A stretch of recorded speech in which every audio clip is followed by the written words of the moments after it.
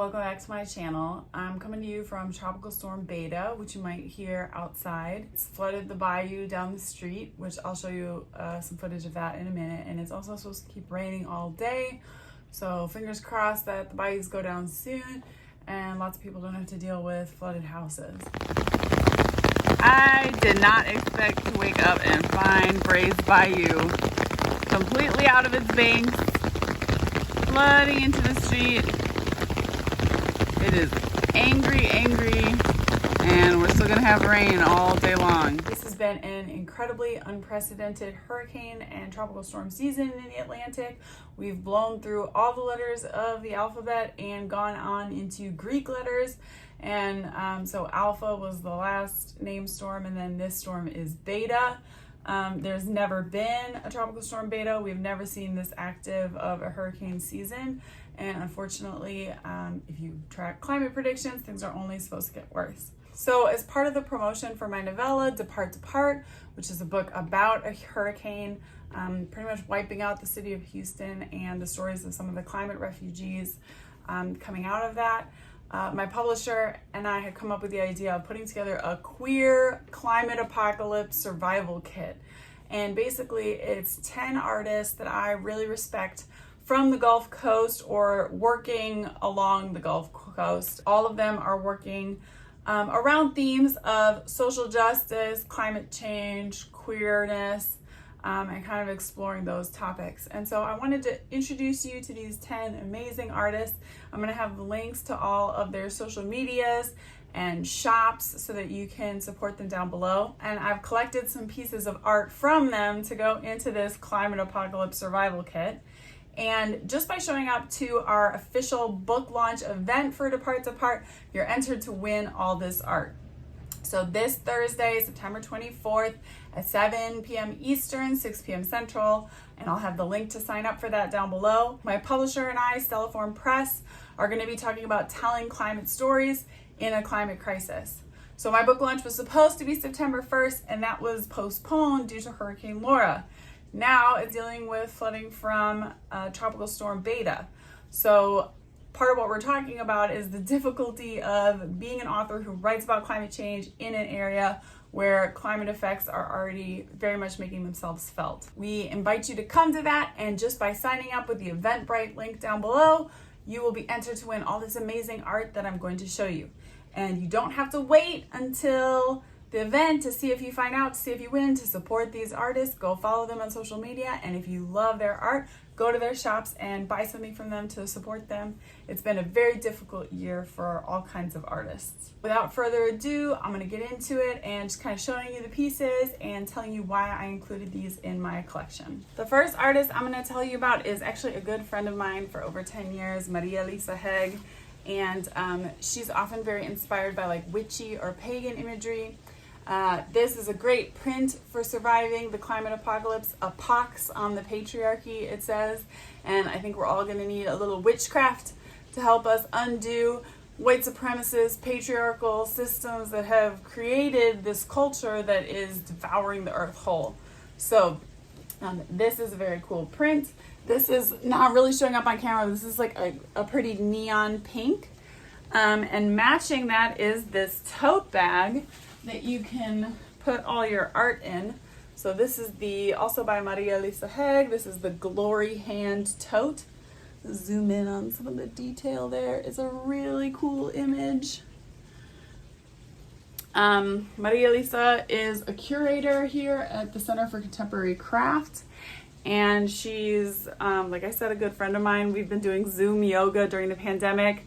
Her art is inspired, like I said, by mythology and magic, but it also has like a good sense of humor. And this is really cool. Like I just asked her for the tote and the print, but she threw in those stickers and this gorgeous enamel pin of a double-headed snake just to help out with the promotion. How pretty is that? Thank you, María-Elisa Heg. Go support her on socials. Another friend of mine, a mom friend, Lisa Chow, her daughter and my daughter were born very close together, and we actually took some prenatal yoga classes together. So Lisa is an artist, and she's working on a children's book, which I'm really excited about. And she supplied on request for us a mini painting of the trans flag, and it's sparkly. I don't know if you can tell that, but the white in the middle is sparkly. It's very pretty. I don't want to take it out of this plastic, but that is a wonderful little trans pride mini painting.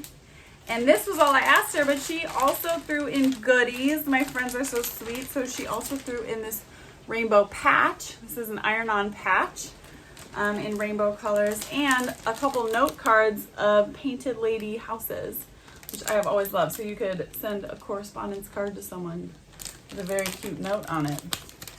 Lisa works a lot in pastels. Her art is very like high femme and a celebration of femininity. And I think that that is super cool. So thank you, Lisa. Go support Lisa. And she has a very full shop with lots of cool stuff you can buy, including yard signs for the election in like these gorgeous pastel colors, which you never really see, yard signs that aren't red and blue and primary colors. So Ryan is an artist that I've known for a long time. I've also known Ryan for over 10 years. We kind of hang out in the same like creative circles in Houston, and Ryan is an amazing photographer. She sent me images of all of her recent work, and it's all a lot of landscapes and portraits, and a lot of them were taken in other places. As soon as I saw this image though, I was like, that's Houston. And I asked, and sure enough, like, this is Houston.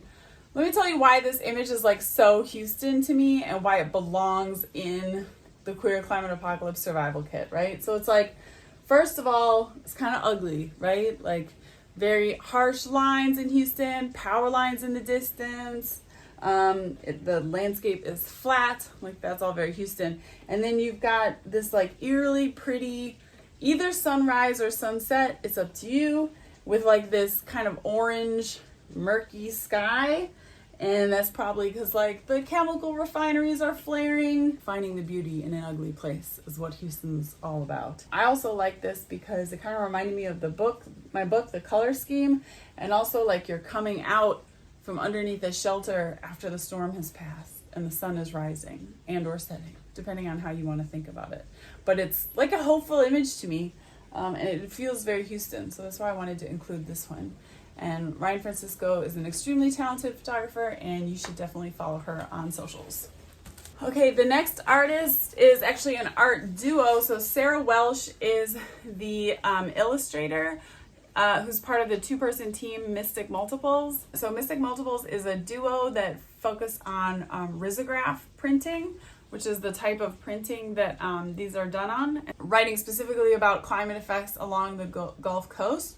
So you're gonna get this print. It was nice while it lasted. This comic book, this is the first issue of Holdouts, about a group of people who are continuing to live along the Gulf Coast, even past when it's a good idea to do so. Kind of similar themes to Beasts of the Southern Wild, but definitely like Houston, Galveston centric. A really powerful comic book, and this is the first issue, and it's definitely just like writing directly about climate change here along the Gulf Coast. No climate apocalypse survival kit would be complete without a face mask, now that we're also dealing with a pandemic. So this is a face mask. This is called an angelic seal design. I think it's made of polyester, not cotton, so I would say use this as like a fashion face mask. I don't want anyone to get sick, so like if you've got your ugly surgical mask or an ugly cotton mask on, you can put this one over it to be a little bit more fashion. And it's very witchy and cool, and I like the idea of like this occult looking seal that's going to protect you from all the terrible climate effects, including increased spread of diseases and new diseases. The next artist is actually another writer, and she's a friend of mine, Sara Cress. Sara has written extensively about her experience of her house flooding terribly during Hurricane Harvey. So she had I think a foot of water in her house. Many things were destroyed. Her whole house had to be gutted and mucked and rebuilt and lifted. She still does live in that house, so she's still very much in this climate apocalypse with us. I hope she's doing okay right now in Tropical Storm Beta. Sara Cress does a series on Facebook and the web and Twitter called Breaking Poems, where she writes poems about the news. And in this pep talk zine, she collected some of the most uplifting poems that have come out of the very difficult times of living through the Trump administration and this experience of having her house flooded out by Hurricane Harvey and seeing our whole city flooded out by Hurricane Harvey. I'll read you the first poem in it. Pep talk for another week. One foot in front of the other. Change is slow and raw. Find a quiet place in the early sun and thank her for the color yellow. Ask the man on the corner what he needs from the nearby store. You are not your work, your money, your job, your place in a corporate structure. You are a human in love with something good. Seek out a flower, turn off the endless, eat some fiber, imagine autumn coming again. Close your eyes in a dark room with incense burning. Breathe as the ash falls without a sound.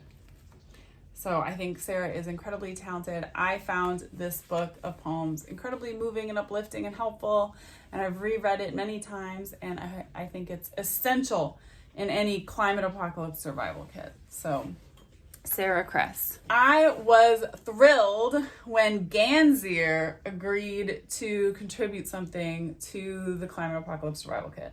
So Ganzeer, if you don't know, has a huge international following, which he gained from the artwork he was creating during the 2011 Egyptian Revolution. He now lives in the States, and I think he's for some reason connected to the Gulf Coast. I'm not exactly sure how. I think he's got a fellowship or something working with some kind of institution on the Gulf Coast. But I contacted him to see if I could get a copy of this poster, and he obliged, and I was just so thrilled that I heard back. So absolutely, as climate change intensifies, the likelihood of dystopia is intensifying as well, right? And we're going to have to fight all these things in order to address climate change, right? So it says, resist dystopia, fight capitalism, racism, inequality, ignorance, colonialism, injustice, misogyny, authoritarianism, industrialism, patriarchy, fundamentalism, consumerism, sexism, and militarism. Like, absolutely. And this is an image from his graphic novel, The Solar Grid. So you should definitely check out Ganzeer, follow him on all his socials, and check out that graphic novel. I actually haven't bought it yet, but I need to. I'm actually really excited to read it and see where this comes from. I think this image is so powerful. Another duo printing press group in Texas, in Houston, is the Center for Imaginative Cartography. So this comes from the Center for Imaginative Cartography, and in your climate apocalypse survival kit, of course, you need to know what food you can scavenge in your local area. So these are all Texas edibles, and there's images of loquat, fig, dandelion, henbit, nasturtium, elderberry, blackberry, pecan, and purslane. This is a risograph print. It's nice and big poster, and I think it's absolutely beautiful. I've seen them at Zine Fest, and these are a little pricey, and I haven't bought one for myself yet, and I think after this I'm going to treat myself to buying the whole set. They have like 4 of these. There's like a Texas Edibles, Texas Invases, Texas Natives. There's like have a whole series of these, and they would look so gorgeous, like all framed up on your wall. So definitely check them out, follow them, and if you want to get this for sure for yourself, or you want any of their other like naturalist posters, go ahead and check out their shop down below. The next artist I want to show you is S. Rodriguez, known on Instagram as Blue Azul with V's in the name. S is a poet and artist. I don't know too much about them because they don't have too much of a web presence, but they were recommended to me by María-Elisa Heg as someone who's a trans artist, and their work is often dealing with trans issues. This one did unfortunately get a little bit messed up in the mail, but I ironed it, and it's like mostly straight. If it was framed or like hung on the wall carefully, it would look perfectly fine and you wouldn't notice. Why don't I read it to you? A body, a body, a body. A structure, a form. Potential energy, kinetic energy. It's here, it's then, it's coming. It has 4 legs, it has 2 legs, it has none. It eats sunlight, it eats meat, it eats particles too small to see. It comes from the skies, it swims. The ocean has taken over the earth. The trees have long burned away. It's the end, though it isn't. And there will always be bodies. It's a body, it's your body, it's my body, it's a body of water, it's a body of land, it's the sun, it's the future, It looks bright. It's blinding. So I find this very moving. I'm not sure if it was the artist's attention, but I see themes of climate change with the ocean taking over the earth and the trees burning away. I see themes of transness in terms of feeling like you are not your body, or just being very focused on the body and its potential. And I love that it ends, to me, in a very like hopeful way. Yes, all this massive change is coming, but in the end, the future is bright. It's blinding. Like, it's very optimistic to me. So you need this in your queer climate apocalypse survival kit for sure. The last artist I'm going to tell you about is Suzy Gonzalez. I think Suzy Gonzalez is based somewhere else in Texas, not Houston, but she often comes to our Zine Fest here in Houston, and I've met her there before. This is Chicana Vegan, which is put out by Yes Ma'am Press. Chicana Vegan, I think it has 3 issues now. It's all about celebrating exactly what it sounds like, Chicana vegan culture. There's recipes in here, how to order in Spanish, how to order vegan food in Spanish, or tell people you're vegan in Spanish. So that's really cool.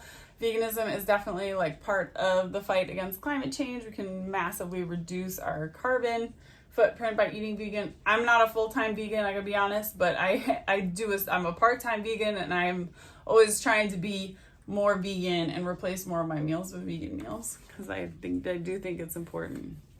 And Suzy also provided and drew this floral Black Lives Matter sticker. Without centering Black Lives Matter in any kind of environmental movement, you're going to end up with eco-fascism. You're going to end up perpetuating systemic inequalities that have plagued our whole world history. So we need to trust Black and Indigenous leaders as we address climate change. Those are the 10 artists. In addition, 5 runners-up will win the Depart ebook, as well as a sticker pack of 5 images from Depart. I showed those in my earlier fundraiser videos, what the 5 stickers look like, with quotes from the book and drawings. I hope you will join us on Thursday evening. Please make sure to sign up with the Eventbrite. We're talking about telling stories in a climate crisis. We may still be having rains from Tropical Storm Beta, which is in and of itself a climate crisis or a climate effect. And I hope that wherever you are, your air is clearing, your floodwaters are going down, you're staying safe and dry. So please support these amazing artists, and I'll see you next time. Thanks. Bye.